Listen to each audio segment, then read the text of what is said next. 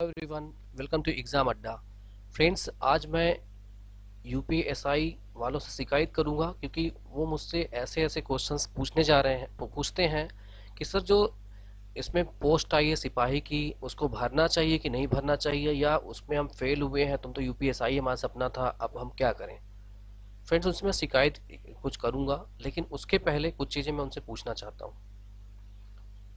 Friends, मुझे ये बताएं यूपीएसआई वाले कि जब से पेपर हुआ है यूपीएसआई का, उसके बाद से आपने कितनी पढ़ाई की है यूपीएसआई के लिए।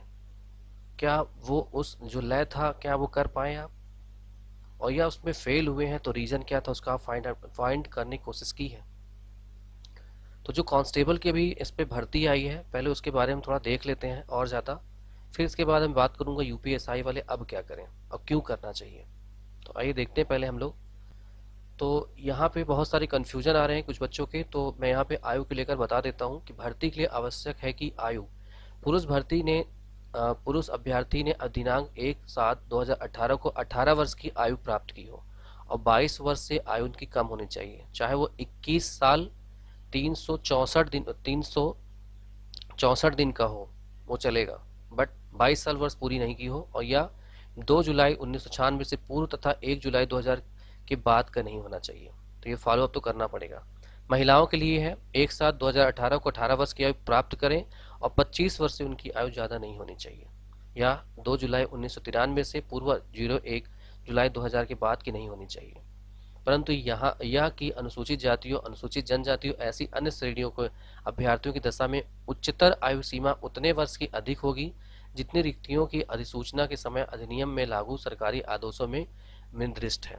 मतलब कि ओबीसी के लिए 3 साल जोड़ लें इसमें 22 साल से आगे, और उसके लिए एससी के लिए फिर जो अर्हताएं हैं 5 साल, और बाकी जो कास्ट हैं उनके लिए वही छूट रहेगी। फिर आते हैं हम लोग शैक्षिक अर्हता पे। शैक्षिक अर्हता के बारे में पता है आपको। भर्ती प्रक्रिया जैसा कि पीछे मैंने बताया है, मैं इसको मेंशन नहीं करूंगा क्योंकि ऑलरेडी आप पढ़े हैं। मैं बात करूंगा लिखित परीक्षा की, क्योंकि मैं बात करूंगा यूपीएसआई वालों से। फ्रेंड्स, यूपीएसआई के कुछ बच्चे मुझसे पूछ रहे हैं कि सर क्या करना चाहिए। फ्रेंड्स, मुझसे एक चीज़ बताइए कि डिफरेंस इसमें और उसमें केवल पद को लेकर के है, लेकिन सिलेबस को लेकर नहीं है। तो क्या आप अपने आप से पूछिए, पढ़ाई अगर आपकी नहीं हो पा रही है तो इसमें जो सिलेबस है वो सामान्य ज्ञान, सामान्य हिंदी, संख्यात्मक एवं मानसिक योग्यता है। और अगर आप देखें तो मानसिक अभिरुचि, बुद्धि लब्धि एवं तार्किक क्षमता, मतलब जिसको हम लोग अगर बात करें तो रीजनिंग की और मैथमेटिक्स की यहाँ पे दिया गया है। हाँ, इसमें इंक्लूड ज़्यादा क्या कर रहा है, ऋणात्मक मार्क, मतलब निगेटिव मार्क्स के लिए। तो अगर इसकी प्रिपरेशन आप करिए, मैं तो कहूँगा फॉर्म भरिए। कम से कम एक अपॉर्चुनिटी आपके डोर पे नॉक कर रही है आपके करियर के लिए, आप उसे फिल करके अच्छे पर अपनी जॉब क्यों नहीं पा लेते। मैं कहता हूँ, कौन कहता है कि सिपाही तक ही आपको रहना है। सिपाही तक बिल्कुल मत रहिए आप इसकी वजह से कम पढ़ाई तो करेंगे। हो सकता है कि मई जून में आकर एसआई की कोई पोस्ट आए, और उसके बाद फिर आप प्रिपरेशन के लिए अपने आप को स्टार्ट करेंगे कहाँ से, जब आपने पेपर छोड़ रखे हैं। तो कम से कम इसकी प्रिपरेशन करते हुए जो पेपर है वो प्रिपेयर तो रहेगा। जीएस हुआ, रीजनिंग हुआ, हिंदी हुआ, बाकी सब आपके टच में रहेगा।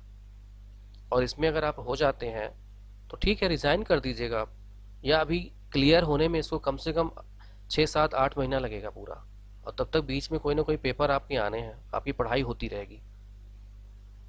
तो फ्रेंड्स, मेरा आपसे रिक्वेस्ट है कि आप प्लीज़ ऐसे शिकायत बिल्कुल मत करिए कि सर अब क्या करें, भरना चाहिए कि नहीं भरना चाहिए। बिल्कुल कंफ्यूज होने की इसमें ज़रूरत नहीं है। 41,520 पोस्ट हैं, सारे सपने आपके पूरे हो सकते हैं। और ऐसा नहीं है कि आप इसी सिपाही बन के यहीं पे रुकने वाले हैं। आप पेपर का पहले भरिए, उसको निकालने की कोशिश करिए।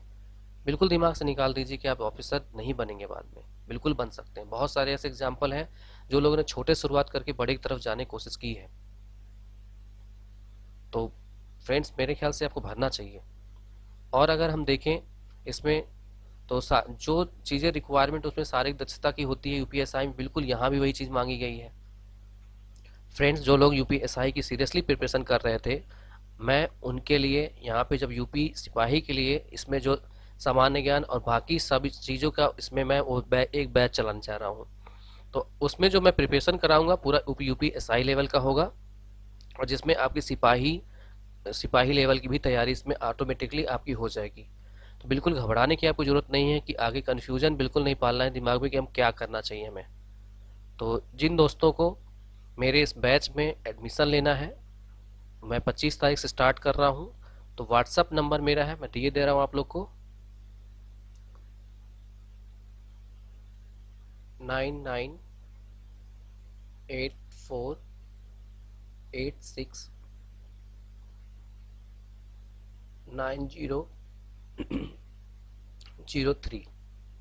ये नंबर मेरा व्हाट्सअप का। आपको इस पर सिंपल करना क्या है, अगर यूपी पुलिस की आप तैयारी करने जा रहे हैं तो आपको इसमें UPP लिख करके और ऐड, फिर नीचे मी लिख करके आप मुझको इस नंबर पे व्हाट्सअप कर दीजिए, ताकि जो बैच मैं इसमें चलाऊँ मैं उसमें आपको ऐड कर लूँ।